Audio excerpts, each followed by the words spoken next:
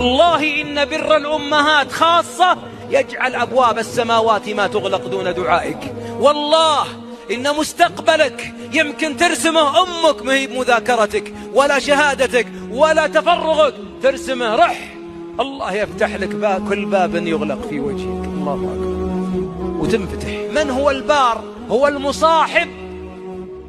كيف مصاحب؟ اسمع قول الحبيب: يا رسول الله من أحق الناس بحسن صحبتي؟